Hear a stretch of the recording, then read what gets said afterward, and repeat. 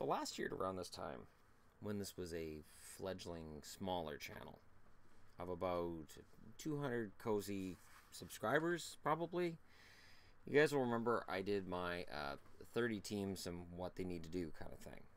So I figure, why not do that again this year? So in order to get started, I always do these in alphabetical order. So with many apologies to Canadian team fans, most of you guys are M and beyond. Calgary, of course, Edmonton, you guys will be up quickly, but most teams, your Torontos, Vancouvers, Ottawas, Winnipeg especially. And I'm going to try to get through this so that we do all of these teams before we hit the draft. Because after the draft, everything's going to change. So I'm just looking at what the team's issue is right now. Anaheim, coming back next year. These guys are all under contract. Perry, Getzlaf, Kessler, Raquel, Silverberg, Cogliano, Vermette, Bowl, Ritchie, Cachet, Shaw, Wagner, and Cardilis. That's a pretty decent top 12. Now, they're losing Eves, who was a deadline pickup. He's going to go as a UFA. They only have $2.3 million in cap if the roster stays this way. And again, I'm not getting into expansion right now. I'm not getting into that speculation right now. I'm just looking at what we've got here, and we'll get into that after. On the blue line, they have Lindholm, Vatanen, Fowler, Bieksa, Dupre, Stoner, Montour, Theodore, and Manson. Now, Stoner has bio written all over him. Dupre's been on the injured reserve for quite a while. So that'll help the cap issue right there. So the blue line helps. But in goal, they have Gibson. And neither Enroth nor Bernier have a contract for next season. So it would behoove the Ducks to figure out if Bernier is what they want in a backup and make him a suitable offer and manage to keep him. I don't think Enroth is going to be in their long-term plans, but Bernier could be. And despite the fact some people are going to want to throw him under the bus for what happened in Game 6, he had a lot of help. He had a lot of help with that game getting away from Anaheim. It wasn't all him. He didn't play great, but it wasn't all him. Now, it's well known that the Anaheim Ducks are my least favorite team in the league, but there's respect for this group. Now, here's where I think things could go. Your forward group is pretty solid, but Vermette could get moved out. They could move Vermette in order to free up some more cap because Dupre probably stays on the LTIR for quite a while. Stoner likely becomes a buyout.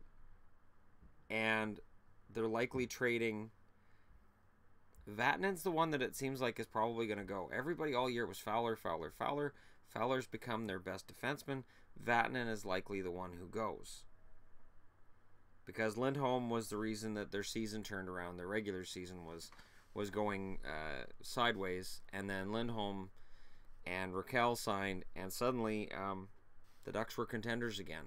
And they are contenders. They may have lost in the conference championship to the Predators, but they are contenders. You don't get to this point without being a contender. Now, with the cap, let's say the cap goes up by $3 million next year. So let's say it goes to $76 million. Now they have $5.3 million without doing anything. Then Dupre is $3.7 million. You're up to $6 million. Then they lose Vatanen, which is about a $5 million cap hit. You can bring in a backup goaltender. And this is where I can start speculating a little bit. It's really hard to project backup goaltenders, though, because they just seem so interchangeable now. It seems like every year the backup goaltenders change all around the league. Gibson's capable of playing 50-55 games. He's not a 60-65 game guy. I don't think anyways. So the Ducks are going to need a decent backup. I still say they're going to give Bernier money. He's not going to make the kind of money he made this past season. But I think he'll take a pay cut and he'll stay in Anaheim. Their forwards, it's honestly a pretty solid bunch. I think Nick Ritchie had his coming out party in the playoffs. And I think Cachet showed as the season went along he is capable of producing. I think he's capable of more than he's shown to this point. So the Ducks are probably going to roll with this guy. They could bring in a forward if they manage to talk Vegas into taking BX instead of everybody else, which isn't going to happen. But let's just say they did. They could then afford to bring in a half-decent defenseman, say like a Brian Campbell. and Campbell is going to be looking for another one-year deal, probably for a good cap hit, to play for a team that he thinks has a shot at a Stanley Cup. So it's hard to argue against the Ducks in that category.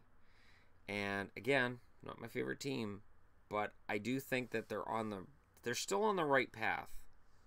I think they've got the right coach. I think they've got the right system. And I wasn't sold on Carlisle when he was hired either, but I think they've got the right system. I think they've got the right setup. They need the grit that showed up when Bieksa got put in the lineup was a huge difference maker. And Bieksa is not the defenseman now that he was 6 years ago. They need that gritty type defenseman. If Hjalmarsson's available from Chicago at all, Anaheim would be crazy not to kick tires on him. They need that big blue liner, the physical type. Somebody who, and there are other guys around that could be had for cheaper, certainly. But Chicago's going to be looking to shed some salary this offseason. Maybe Anaheim can take advantage of that. Anaheim's up against the cap too, but it's not unworkable. It's not a situation that I look at and say, oh, well, they're up against the cap. It's unworkable. It's not. They can get around a lot of this. And, part of the reason why people get upset about it is like, okay, so you got a cap in place, but you can get around the cap as soon as somebody gets hurt.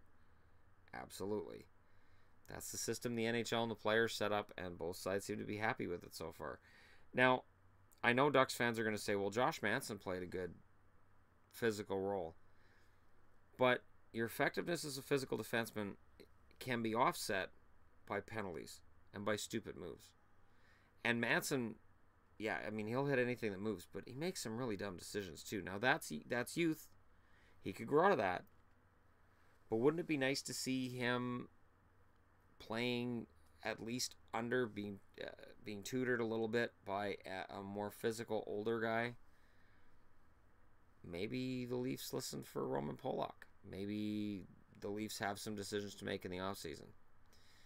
It's going to be interesting in Anaheim because most of it's going to stay the same. Most of it's going to stay the same, which is going to be maddening for Ducks fans, I'm sure. But the development of Nick Ritchie, Cachet developing, I think Bowl may find himself on the outside looking in. I don't know how many more seasons Jared Bowl can play in the NHL. I'm kind of surprised he played this year. But with Cogliano, Silverberg, Kessler, Raquel, Getzlaf, Perry, that's a top six as good as any of them. Because it's not just talent, it's work ethic. And whether I like or dislike Kessler, and it's well known my opinion on this channel, he is a very hard worker. And he takes pride in what he does. And if you say he takes pride in being a rat, absolutely he takes pride in being a rat. Absolutely. Every time he knocks a player off his game, has a player thinking about him instead of thinking about his teammates, he's done his job. And he'll keep doing it next year too. All right. So if you're a Ducks fan, let me know who stays, who goes. What do you think? Which one goes in expansion? I think it could be one of their forwards. But it's really hard to say because we don't know what kind of side deals are going to be done with Vegas between now and the expansion draft. So I really should get all of these done before the expansion draft, shouldn't I? All right. Let me know what you guys think. Thank you very much for watching. Hit like and subscribe if you're browsing your way through. So there you go, guys. I will be doing one of these for every team. And we'll see. I'm not doing what I did last year. Last year I projected the actual lines. And then it just became endless bickering about why did you put so-and-so on such line? And it's like, oh my God, I don't care.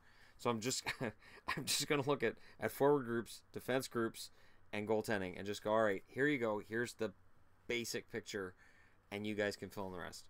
So go ahead, go crazy in the comments below, and thank you so much for watching. I'll talk to you all again soon.